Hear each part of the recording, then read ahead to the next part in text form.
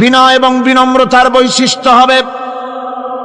তার কারণ হচ্ছে ঈমান আনার পরে সে জানতে পেরেছে আল্লাহ রাব্বুল আলামিনের কর্তৃত্ব থেকে বেরিয়ে আসার ক্ষমতা কারো নাই। অহংকার করে যাব কোথায়, আস্ফালন করে যাব কোথায়? আল্লাহর রাজত্বের বাইরে, আল্লাহর ক্ষমতার বাইরে যাওয়ার ক্ষমতা তো কারোই নাই। সুতরাং অহংকার তার মধ্যে জায়গা পাবে না। আল্লাহ পাক দুনিয়ার সমস্ত মানুষের জিনকে পরিষ্কার করে বলেছেন, ইয়া মাশারাল জিন্নি ওয়াল ইনস ইন ইসতাতাতুম আন তানফুযু মিন আকতারিস সামাওয়াতি ওয়াল আরদ فانفذوا لا تنفذون إلا بسلطان। হে পৃথিবীর মানুষেরা আর জেনেরা, যদি সম্ভব হয় আমার আকাশের নিচের থেকে জমিনের উপর থেকে বেরিয়ে যাও। লা তানফু, বেরিয়ে যেতে পারবে না। আমি আকাশ এবং জমিন থেকে যদি সম্ভব করতে পারো বেরিয়ে যা। আর যদি কোনো আকাশ থাকে তার নিচে যা, আর যদি কোনো জমিন থাকে তার উপরে যাও। এমন দেশ যদি পাও যেখানে আমার আলো ছাড়া কোনো আলো আছে, আমার বাতাস ছাড়া কোনো বাতাস আছে, আমার চাঁদ সূর্য ছাড়া কোনো চাঁদ সূর্য আছে, যাও সেখানে। আল্লাহ রাব্বুল আলামিন বলেন নাই এরকম যাওয়ার কোনো উপায় নাই।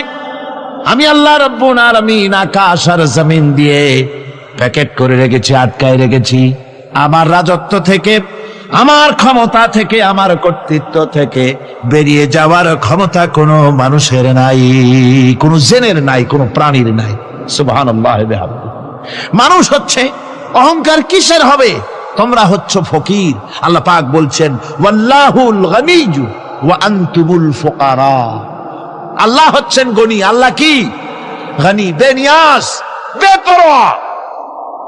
ফাআলুল লিমা ইউরিদ, যা খুশি তাই করেন, কারো মুখাপেক্ষী তিনি নন। কোরআনে কারীমে রব্বুল আলামিন বলেছেন, নবী আপনি আমার ব্যাপারে, আমার গুণাবলীর ব্যাপারে বলুন। কুল হুয়াল্লাহ, ও আমার নবী আপনি বলুন আল্লাহ পাক এক এবং একক, তিনি নিরঙ্কুশ, তিনি বেনিয়াজ, তিনি কারো মুখাপেক্ষী নন, তিনি কাউকে জন্ম দেন নাই, তাকেও কেউ জন্ম দেয়নি। আকাশ এবং জমিনে আল্লাহর সমকক্ষ কেউ নাই। তোমরা হচ্ছ ফকির আর আমি আল্লাহ হচ্ছে বেনিয়াজ। লিল্লাহি মা ফিস সামাওয়াতি ওয়া মা ফিল আরদ, আকাশে যা আছে জমিনে যা আছে সব আল্লাহর। সব কার? আল্লাহ পাকের। সুতরাং কিসের অহংকার, কিসের মাতবাড়ি? মানুষ পেছনের কথা ভুলে যায়, মোটেই চিন্তা করে না। একটু আগে যারা ক্ষমতায় ছিল আজকে তারা ক্ষমতা হারা। আজকে যারা ক্ষমতায় এলো তারা আবার ক্ষমতা মসনদে বসে দুনিয়ার সব বিপদ আপদ ভুলে যায়। কি করে আরো বেশি লুটপাট করা যায়, আরো বেশি মানুষকে শোষণ করা যায়, মানুষ এই চিন্তাই করে। অহংকারে, ক্ষমতার দর্পে ফেটে পড়ে, চিন্তা করে না পেছনের কথা। আল্লাহ রাব্বুল আলামিন বলেন, যারা নাকি মুমিন বান্দাদের বিনয় এবং বিনম্রতা তাদের মধ্যে সৃষ্টি হয়ে যাবে, তার কারণ হলো আল্লাহ পাক বলেছেন ওয়ালা তামশি ফিল আরদি মারহান ইন্নাকা লান তাখরিকাল আরদা ওয়া লান তাবলুগাল জিবালা তুলা। ওয়ালা তামশি ফিল আরদি মারহান, আমার জমিনের উপরে অহংকার করে পা ফেলো না। তুমি কি পারবে অহংকার করে আমার জমিনটাকে ফাটাই দিতে? কি বলেন, পারা যাবে? অহংকার করে জমিনের উপরে লাথি মারেন জোরে, জমিন ফাটবে? ফাটবে না, আপনার পা ছিঁড়ে যাবে। আপনি কি পারবেন অহংকার করে পাহাড়ের উচ্চতা লাফ দিয়ে ছাড়াই যেতে পারবেন? তাও পারবেন না। সুতরাং আল্লাহ পাকের উপরে ঈমান আনলে পরে তাদের মাথা এভাবে নত হয়ে যায়, অহংকার তাদের মধ্যে জায়গা পায় না। অহংকার কিসের অহংকার তোমার? মানুষ তার জন্মের কথা, কোরআনে কারীম বলে মানুষ কি তার জন্মের কথা স্মরণ করে না? তোমার তো এমন অবস্থা ছিল, দুনিয়ায় উল্লেখযোগ্য বিষয়বস্তু হিসাবে তুমি পরিগণিত ছিলে না। তুমি হচ্ছ, তোমার জন্মের উৎস কথা হচ্ছে এক ফোঁটা নাপাক পানি, এমন নাপাক পানি যা শরীর থেকে নির্গত হলে পরে গোসল করা ওয়াজিব হয়ে যায়। এমন এক ফোঁটা নাপাক পানি যার জন্মের উৎস, তার আবার অহংকার কিসের? পৃথিবীতে অহংকার যারাই করলো আল্লাহ পাক তাদেরকে ভালো করে দেখায় দিলেন। নমরুদকে দেখায়ছেন, ফেরাউনকে দেখায়ছেন, যুগের ছোট ছোট নমরুদ ফেরাউন যেখানে যেখানে খুদে খুদে ফেরাউন হয়েছে আল্লাহ সকলকেই দেখিয়ে দিয়েছেন, দেন নাই? দেখিয়ে দিয়েছে। সুতরাং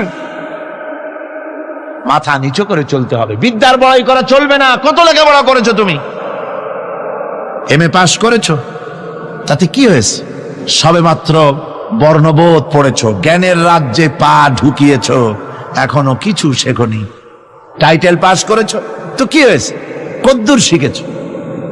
নিউটনের মতো মানুষ মৃত্যুর সময় বললেন, জ্ঞান সমুদ্রের বেলাভূমিতে দাঁড়িয়ে সামান্য বালু কণা নিয়ে নাড়াচাড়া করলাম, অথই সমুদ্রের কিছুই দেখতে পারলাম না। শেখ সাদি রহমতুল্লাহ আলাইহি ইন্তেকালের সময় বলেছেন, মালুম শোধ কি হিচ মালুম না শোধ। সারা জীবন সাধনা করে বুঝিলাম ইহা, যে কিছুই বুঝিলাম না। এগুলি হচ্ছে জ্ঞানীদের কথা। আর কোন রকম ইউনিভার্সিটির বারান্দা দিয়ে 3-4 দিন হাঁটছে, কয় যে সব বুঝি। কি বুঝছো? কয় দেয়ার ইজ নো গড, স্রষ্টা বলতে কেউ নেই। পাগল কি আর গাছে ধরে মিয়া? সুতরাং বিদ্যার বড়াই চলবে না, স্বাস্থ্যের বড়াই চলবে না, অর্থের বড়াই চলবে না। অর্থের বড়াই করবে, কত অর্থ তোমার হয়েছে? আল্লাহ যদি ইচ্ছে করেন ব্রেনের মধ্যে, মগজের মধ্যে এমন টিউমার করে দিবেন, মগজের মধ্যে এমন ক্যান্সার করে দেবেন, হার্টের ভিতরে এমন ক্যান্সার লাগায় দিবেন, 14 গোষ্ঠী বিক্রি করলে ঔষধের পয়সা হবে না। পারবে কিনা আল্লাহ কন? জোরে বলবেন পারবেন কিনা? এমন বহুত অসুখ আছে ডাক্তাররা বোঝেই না ঔষধ দেবে কি। হযরত ইউনূস আলাইহিস সালাম মাছে তারে গিলে ফেলে দিল, হতাশায় তিনি হার্ট ফেল করেন নাই। মাছের পেটের মধ্যে যদি কেউ চলে যায়, বেরিয়ে যাওয়ার জন্য কোনো ব্যাকডোর আছে নাকি কন? পালাবার কোন রাস্তা আছে? মাছের পেটের জানালা দরজা আছে কিছু? কিছুই নেই।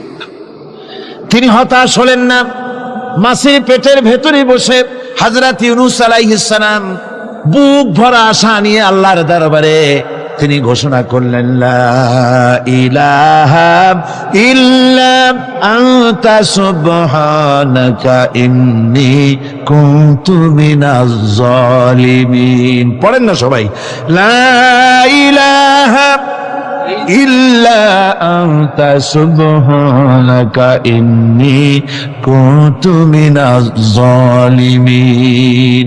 হযরত ইউনূস আলাইহিস সালাম বললেন, আল্লাহ তুমি ছাড়া কোনো ইলাহা নাই, তোমার পবিত্রতা ঘোষণা করছি, আমি জালিমদের অন্তর্ভুক্ত হয়ে গেছি। তিনি যখন চিল্লাচ্ছিলেন, মাছির পেটের ভিতরে বসে যখন কাতরুক্তি করতেছিলেন, আল্লাহ বুঝি তখন শোনেন নাই সে কথা? কি বলেন? আল্লাহ বুঝি তখন তন্দ্রায় বা নিদ্রায় ছিলেন না? আল্লাহ পাক কি ঘুমান? তন্দ্রায় যান? লা তাখুযুহু সিনাতুন ওয়ালা নাওম। আল্লাহ রাব্বুল আলামিন বলেন, কোন তন্দ্রা বা নিদ্রা আল্লাহ রাব্বুল আলামিনকে স্পর্শ করে না। হযরত ইউনূস আলাইহিস সালাম যখন মাছের পেটের ভিতরে বসে চিৎকার মারলেন, আল্লাহ পাক বলেন, ইউনূস রে, তোমার ওই ডাক কেউ শোনে নাই, দুনিয়ার কোন রাজা বাদশাহ শোনে নাই, দুনিয়ার কোন বন্ধু বান্ধব তোমার শোনে নাই, কিন্তু আমি তোমার আরশের মালিক, আমি রব্বুল আলামিন শুনেছি। শুধু শুনি নাই, সঙ্গে সঙ্গে জবাব দিয়ে দিয়েছি। ফাস্তাজাবনা লাহু ওয়া নাজ্জাইনাহু মিনাল গাম্মি। পড়েন, ফাস্তাজাবনা লাহু ওয়া নাজ্জাইনাহু মিনাল গাম্মি ওয়া কাযালিকা নুজিল মুমিনিন। আল্লাহ পাক বলেন, আমি জবাব দিলাম। মাছের পেটের ভিতরে বেদনা শুরু হয়ে গেল, মাছ আর তলদেশে শুয়ে থাকতে পারলো না, সাঁতরাতে পারলো না, মাছ ভেসে উঠল উপরে। পেটের যন্ত্রণায় মাছ কিনারায় চলে এসে বমি করে দিতে পারলে যেন বাঁচি, এই অবস্থা মাছের হলো। কিনারায় চলে এলো, বমি করে ইউনূস আলাইহিস সালামকে ফেলে দিল, মাছও বাঁচলো, ইউনূস আলাইহিস সালামও বাঁচলো।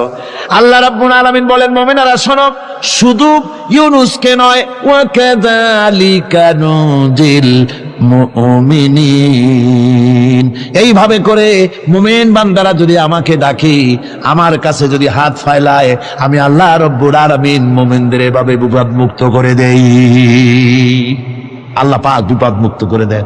ওমান ইয়াত্তাকিল্লাহা ইয়াজআল লাহু মাখরাজা, আল্লাহকে যে ভয় করে আল্লাহ তার জন্য রাস্তা খুলে দেন। জোরে কোন সুবহানাল্লাহ।